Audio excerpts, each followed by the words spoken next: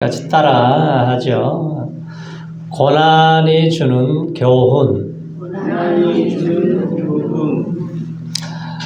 오늘은 종려 주일입니다. 이제 예수님이 나귀를 타고 예루살렘 성에 입성하실 때 호산나 찬송하리로다 하면서 나뭇가지를 꺾어서 흔들면서 대단한 환영을 했어요.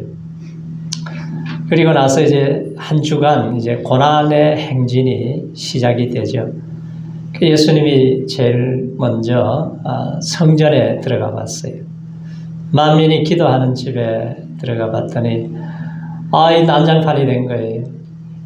비둘기 팔고 짐승을 팔고 돈을 바꾸고 돈 소리에 장사하는 사람들의 소리로 아주 뒤덮여 있습니다. 그래서 예수님의 의분이 나서 얼마나 화가 나는지 상을 확 뒤집어 엎어버렸어요. 그리고 성전을 정결하게 하고 이제 목요일이 되어서는 온 인류의 구원을 위해서 이제 겟세마네 동산에 가셔서 기도를 합니다. 아주 심히 고민하여 죽게 된 상황이죠. 우리가 똑같은 육신의 몸을 입으셨기 때문에 할 수만 있으면 십자가를 안 지려 버렸어요. 그런데 예수님이 한 번 기도하시고 또 두 번 기도하시고 세 번 기도하시고 제자들은 피곤해서 전부 다 잠들고 그런 가운데 땀방울이 핏방울이 되도록 기도하신 후에 예수님 뭐라 그래요? 나의 원대로 마옵시고 아버지 뜻대로 되기를 원하나이다. 고난의 잔을 이제 마실 준비가 다 되셨습니다. 사도 바울도 그 예수님을 그렇게 미워하고 비방하고 죄인 중에 괴수로 살다가 예수님을 만나고 나서 십자가의 사랑이 얼마나 큰 사랑인지 깨닫고 나서는 그의 일생을 주님이 남겨놓은 고난의 사역을 내가 감당해야 된다. 그러면서 골로새서 1장 24절에서는 그런 말씀을 하세요. 내가 이제 너희를 위해서 받는 괴로움을 기뻐한다 그래요.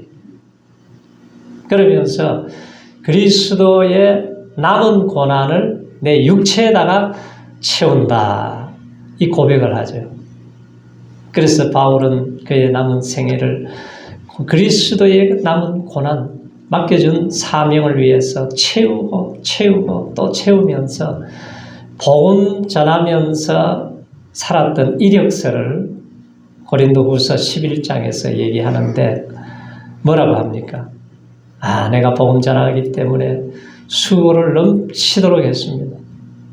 매도 많이 맞았습니다. 내가 춥고 헐벗고 옥에 갇히기도 많이 했다는 거예요. 40에 하나 감한매를 5번 맞았습니다. 내가 복음 전하는 것 때문에 3번 태장으로 맞았습니다. 내가 주의 복음을 위해서 강의 위험, 강도의 위험, 시인의 위험, 동족의 위험, 이방인의 위험, 여러 가지 위험 속에서도 끝까지 내가 사명을 감당했습니다. 근데 바울의 자랑이 뭐예요? 나의 자랑할 것은 나의 약한 것밖에 자랑할 것이 없습니다. 이 고백을 해요.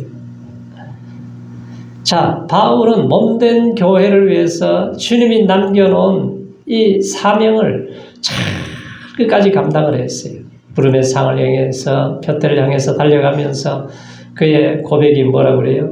나의 달려갈 길과 주님께 받은 사명, 곧 하나님의 은혜의 복음 증가하는 일을 마치려 하면은 나의 생명을 조금 더 귀한 것으로 여기지 아니하노라. 예루살렘으로 올라갈 때 제자들이 울면서 말리지만 왜 내 마음을 상하게 하느냐. 나는 예루살렘에서 죽을 것도 각오했다. 이 고백을 하죠. 자, 오늘은 바울이 이제 로마 감옥 안에 갇혀서 빌립보 성도들에게 쓴 편지입니다. 그래서 감옥에서 뭐라 그러냐면은 당신들 내가 생각할 때마다 감사한다 그래요. 내가 여러분들을 위해서 기도할 때마다 내가 항상 기쁨으로 내가 기도합니다. 그러면서 오늘 12절에 보면은 나의 당한 일, 13절에 보면은 나의 매임, 14절에도 나의 매임을 인하여, 17절에도 나의 매임이라고 그래요. 이게 무슨 말이에요? 매임이라고 하는 것은 내가 감옥에 갇혀서 착고에 처해서 꼼짝을 못하고 있습니다. 내가 감옥 안에 있다는 얘기예요. 감옥 안에서 당한 고난을 지금 말하고 있습니다. 우리 성도님들이 만약에 무슨 일이 있어서 감옥에 갇혀 있다 그러면은 여러분 집에다가 무슨 편지를 쓸 것 같아요? 감옥 안에 사는 것이 참 힘이 듭니다. 배도 고프고 춥고 너무 고통스럽습니다. 몸 병날 것 같아요. 빨리 좀 나를 자유롭게 나올 수 있도록 좀 도와주세요. 기도해 주세요.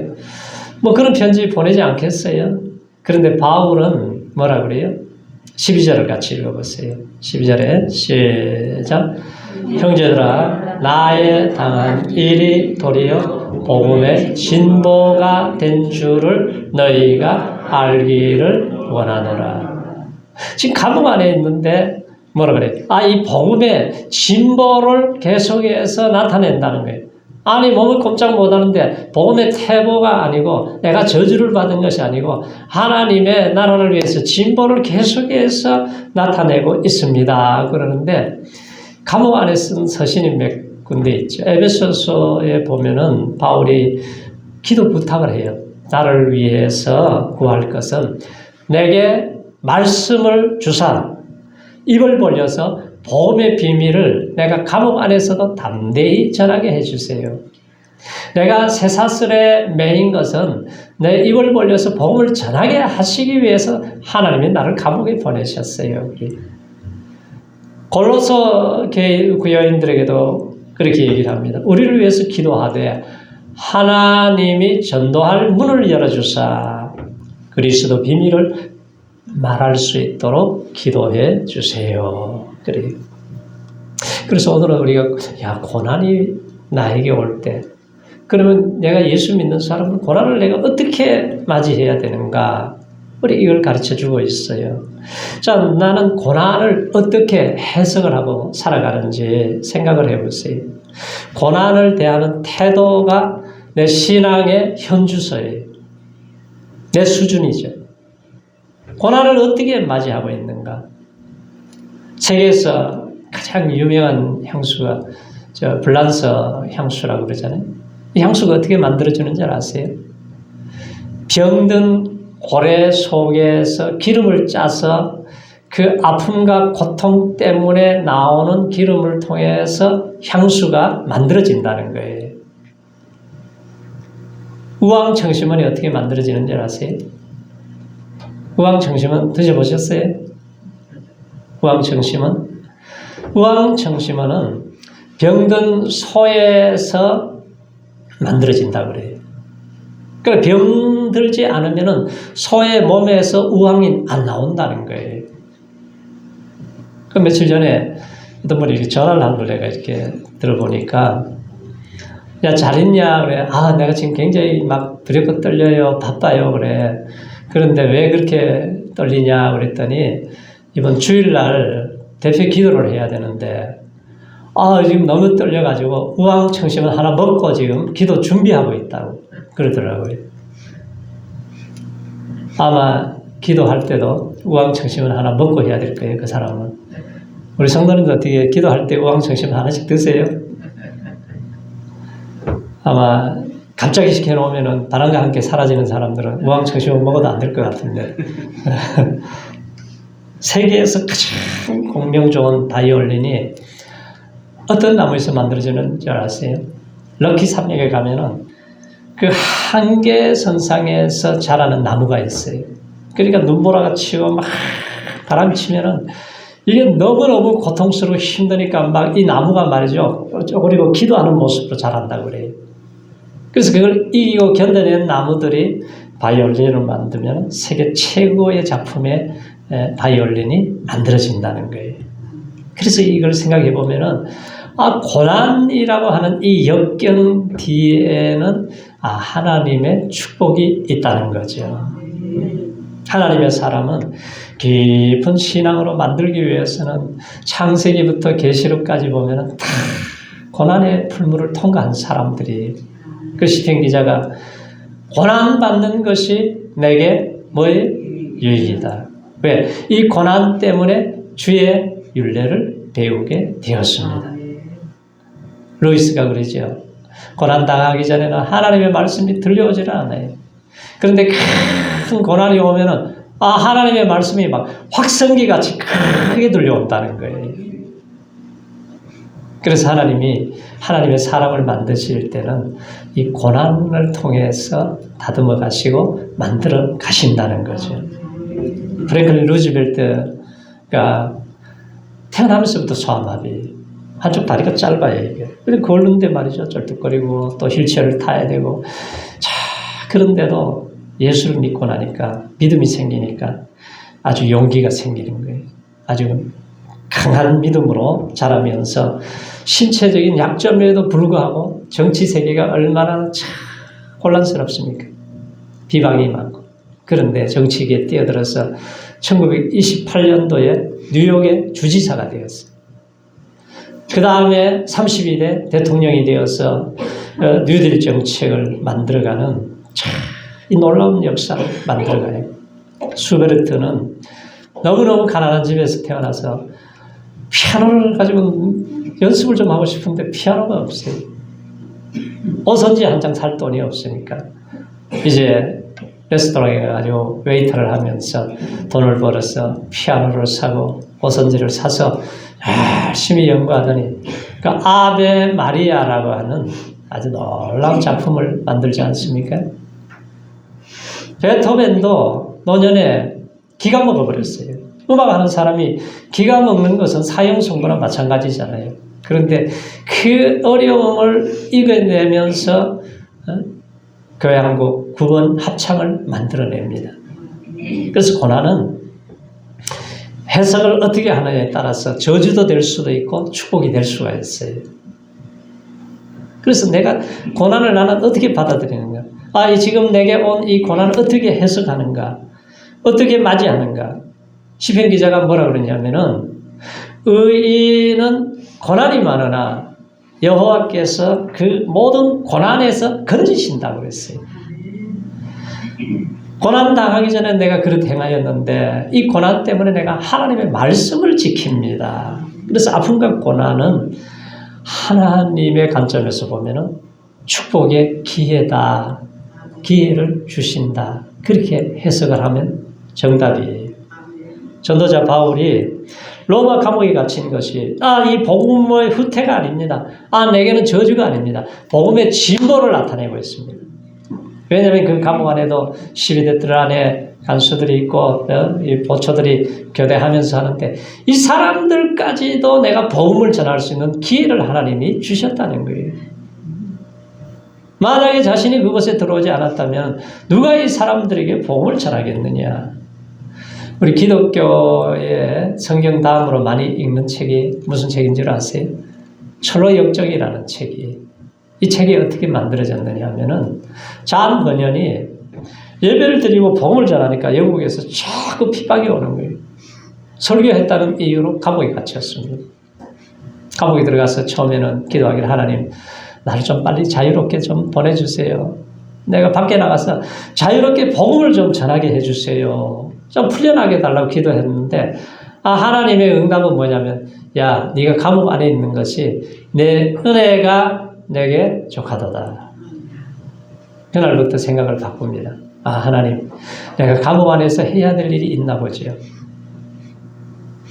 집안은 막 풍지박산나고 자녀들은 뭐 고통을 당하고 굶고 얼마나 어려워요. 그런데 그곳에서 간절히 하나님을 의지하고 간구하고 기도하고 하는데 하나님의 강한 은혜가 임해요. 그래서 그 감옥 안에서 만든 작품이 바로 철로역정입니다.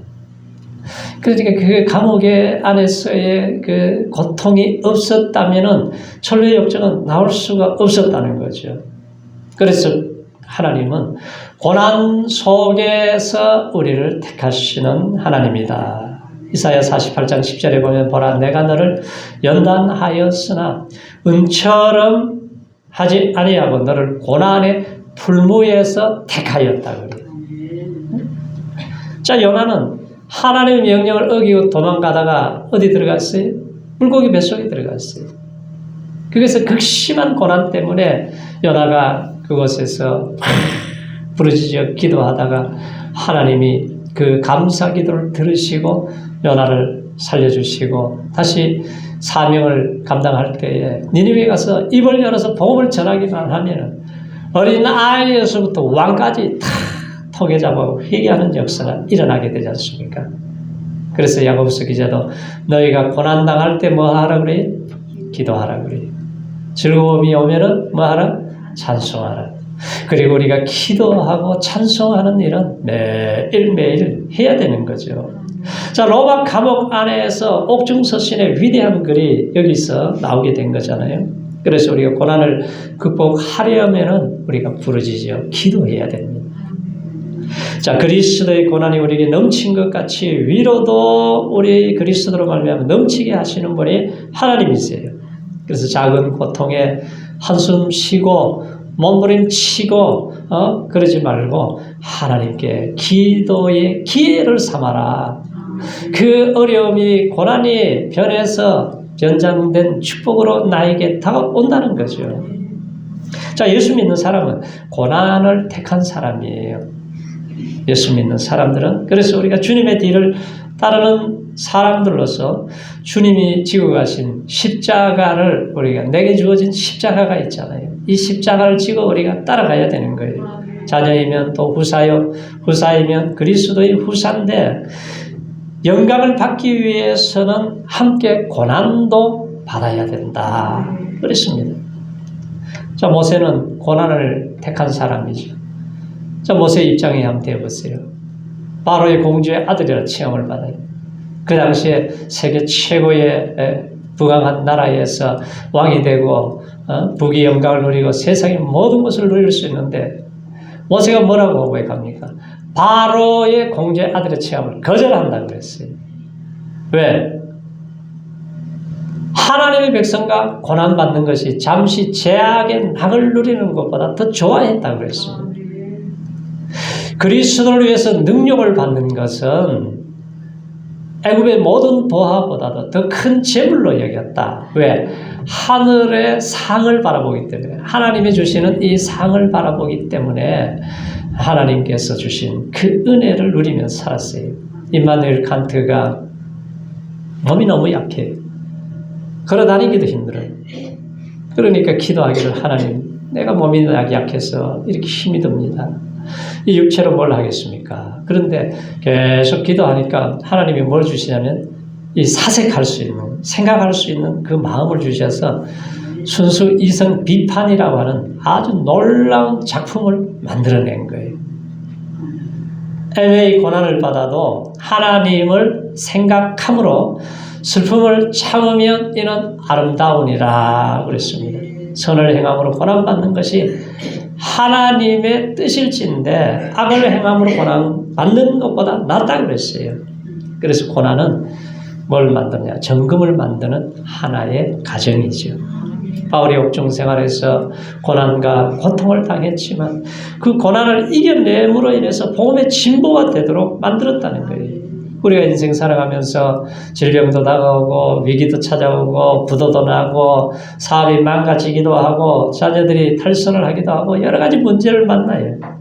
그런데 이러한 이 고난을 통해서 하나님이 나를 정금과 같은 그릇으로 만드는 기회로 삼게 만드신다는 것을 우리가 잊어버리면 안 됩니다. 예수님도 세상에 있을 때 세 가지의 시험을 당하잖아요. 돌을 떡으로 만들어봐라. 네가 하나님의 아들이라면 성령 꼭대기에서 뛰어내리면 야 천사가 맞들어지지 않겠니? 천하만국을 보여주면서 한 번만 절하면 다 주겠다는 거예요. 그런데 그 시험을 이겨내니까 하나님의 아들로 인정을 받고 사역이 시작이 됩니다. 여기 고난 가운데서 그가 나를 가는 길을 아시는데 나를 단련하신 후에는 나를 정금같이 만들어 주신다고 그랬습니다. 그래서 우리 성도가 이제 고난이 오면은 어떻게 맞이해야 되느냐. 예수님 제자 중에 베드로를 보세요. 베드로는 참 다혈질이에요. 앞에 막 나서기를 좋아하고 그냥 막 혼자서 떠들기를 좋아하고 그런 사람 아니에요. 그런데 그에게 고난이 딱 다가오고 삶의 위기가 찾아오고 죽음의 위기가 찾아오니까 제일 먼저 주랭랑을 놓고 도망을 쳐버렸습니다. 그런데 그가 예수님 만나고 오순절날 성령의 은혜를 받고 나서부터는 고난을 우리가 어떻게 맞이해야 되느냐. 베드로전서 4장 12절 13절에서 이렇게 말해요. 사랑하는 자들아 너희를 시련하려고 오는 불시험을 이상한 일 당하는 것 같이 여기지 말라 그래요. 그리스도의 고난에 참여하는 것으로 즐거워하라. 주님이 나타나실 때, 영광 중에 나타나실 때 너희도 즐거워하고 기쁨에 참여하게 하신다 그랬습니다. 사도 바울도 그러죠. 환난 중에도 내가 즐거워합니다. 환난은 인내를, 인내는 연단을, 연단은 소망을 이루어 주기 때문에. 야고보서 기자도 그러죠. 너희가 여러 가지 시험을 만나거든 죽을 인상을 하고 살아가 그랬습니까? 뭐라 그래요? 온전히 기쁘게 여기라. 우리가 잘 이해가 안 되는 말씀인 것 같은데 하나님이 우리를 너무나 잘 아시기 때문에 우리가 얼마나 연약한 사람인지 알기 때문에 우리가 얼마나 잘 넘어지는지 알기 때문에 여러 가지 시험을 만나거든 시험 들지 말고 기쁘게 여기라. 왜? 기쁘게 여기면은 어떤 시험도 이길 수 있는 힘을 주시는 거예요. 하나님이 뜻대로 살라고 그러는데 항상 기뻐하라고 그러잖아요. 쉬지 말고 기도하고 범사에 감사하라고 그래요. 자, 고난을 기뻐하라고 제일 먼저 말씀하신 분이 예수님이세요. 예수님이 산상수훈에서 마태복음 5장에서 그런 말씀을 하시잖아요. 나를 인하여 너희를 욕하고 핍박하고 거짓으로 너희를 거스려 모든 악한 말을 할 때에 너희에게 복이 있다니. 복이 있다고 그래요. 기뻐하고 즐거워하라 그래요. 왜? 하늘에 너희의 상이 크다고 그랬습니다. 우리가 주님을 위해서 살다가 보면은 손해가 올 때도 있고 힘들 때가 있죠. 우리가 주님을 위해서 내가 지금 어떤 고난을 당하고 있어요? 바울의 아까 이력서를 우리가 봤듯이 내가 주님을 위해서 얼마나 고난을 당하고 있는가. 예수님의 제자들도 처음에는 고난이 싫어서 도망치고 했지만 그런데 십자가의 사랑이 깨달아지고 성령의 불을 받고 나니까 이 고난받는 것을 잘 이겨냅니다. 기쁘게 감당해요. 스데반은 돌에 맞아 죽어가면서도 천사의 얼굴을 하면서 그 원수들을 향해서 저들을 용서해달라고 기도하는 것을 보세요. 그래서 우리는 하나님의 은혜를 받고 우리가 살아가면은 어떤 어려움과 고난이 와도 넉넉하게 이기게 하실 줄로 믿습니다. 사도 바울은 나중에 그리스도를 위해서 받는 고난과 능력을 기뻐한다고 그래요. 내가 그리스도를 위해서 약한 것들과 능력과 궁핍과 핍박을 곤란을 기뻐하노니 그러지 않습니까? 그래서 성경은 이 고난이 그리스도의 고난에 참여하는 것이기 때문에 기쁨이라는 거죠. 사랑하는 자들아 너희를 시련하고 오는 불시험을 이상하게 여기지 말라. 그리스도의 고난에 참여하는 것으로 즐거워해야 된다. 참여하는 것으로. 우리 예수님도 보세요. 고난의 행진을 하시고 인간이 당해야 될 고통, 우리가 받아야 할 저주, 슬픔, 아픔, 질고 모든 것을 예수님이 다 받아들였어요. 다 담당하고 다 참여했어요. 그걸 예수님은 기쁨으로 여기셨다는 거예요. 그래서 내가 구원받은 하나님의 백성이라면은 그러면 나도 주님을 위해서 주님이 당하신 이 고통을 조금이라도 참여할 수 있다면 주님이 당한 이 고통을 조금이라도 덜어들 수 있다면 우리가 이곳에 참여할 때에 하나님이 우리에게 주시는 기쁨이 있고 즐거움이 있다는 거죠. 사도 베드로가 사도 바울이 그와 같은 고난의 신비를 바라보면서 고난을 기뻐하고 즐거워했다. 고난에 참여해야 된다. 이 말씀을 하시는 거예요. 그래서 하나님께서 고난이라고 하는 것은 나를 위해서, 다른 사람을 위해서, 그리고 천국을 예비하는 것이다. 우리가 고난이 올 때에 영적으로 잠이 깹니다. 우리가 충격을 받을 때에 영적으로 정신을 차리게 돼 있어요. 그래서 믿음, 소망, 사랑을 붙잡게 되고 우리가 믿음 속에서 은혜를 잊게 되는 거예요. 바울이 아시아에서 복음을 전하다가 당한 어려움을 얘기하잖아요. 야, 내가 아시아에서 심한 고생을 했다고 그래요. 살 소망까지 완전히 끊어진 적이 있다고 그래요. 마음에는 사형 선고를 받은 줄 알았다. 그러한 어려움을 당하면서 깨달은 것이 뭐냐면 나를 의뢰하는 것을 포기하고 죽었다가 부활하신 예수님만 의뢰하게 하심이라. 주님만 바라보고 주님만 의지하게 하셨습니다. 이 고백을 하지 않습니까? 그래서 하나님은 우리를 자꾸 단련해서 좋은 그릇 만들어서 하나님의 나라에서 큰 자로 만드시는 이 훈련을 하시는 것을 우리가 볼 수가 있습니다. 사울 왕은 고난이 없었잖아요. 다윗은 고난이 많았어요. 그러니까 사울 왕은 가다가 쓰러자빠져서 끝나버리지만 다윗은 끝까지 성공하지 않습니까? 그러니까 다윗에게는 고난이 큰 축복이 된 거죠. 바울에게 고난이 필요했다면, 다윗에게 고난이 필요했다면 우리에게 맞는 고난을 주실 때가 있을 때 잘 받아들이시기 바랍니다.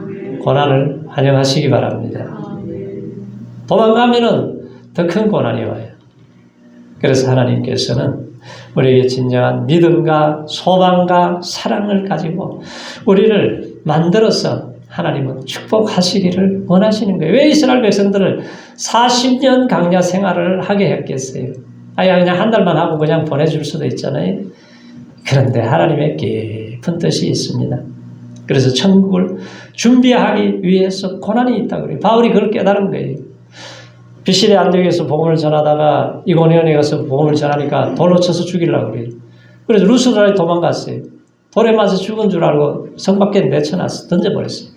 근데 벌떡 일어나더니 제자들에게 우리가 하나님의 나라에 들어가려면은 많은 환난을 겪어야 된다. 그 제자들이 그렇게 말씀을 하세요. 그래서 우리가 하나님의 나라에 들어가기 위해서는 환난을 겪어야 된다. 하나님의 나라를 준비한다는 거예요. 너희로 하여금 하나님 나라에 합당한 자로 여기심을 얻게 하려 하미니 그 나라를 위해서 너희가 고난도 받느니라. 안식으로 갚으시는 하나님의 공이다 그랬습니다. 그래서 때로는 고난이 천국을 준비하는 하나님의 놀라운 계기구나. 우리나라가 이제 36년 신사참배 반대하고 그걸 통해 가지고 많은 사람들이 순교도 하고 그러지 않습니까? 참 그런 고난을 우리 선조들이 다 당했어요.